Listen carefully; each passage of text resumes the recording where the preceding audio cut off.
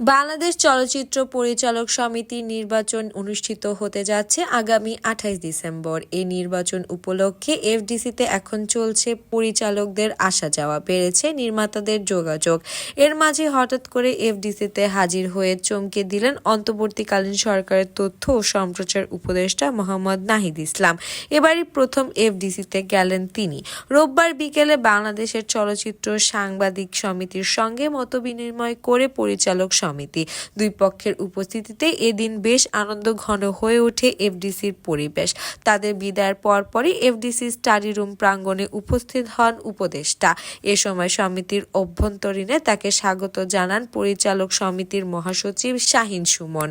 তথ্য ও সম্প্রচার উপদেষ্টার এই সফরকে গুরুত্বপূর্ণ আখ্যা দিয়ে পরিচালক সমিতির মহাসচিব শাহীন সুমন বলেন, আমাদের মাঝে ইতিবাচক আলোচনা হয়েছে, ভীষণ আন্তরিক তিনি। আমাদের থেকে চলচ্চিত্র উন্নয়নের মতামত চেয়েছেন।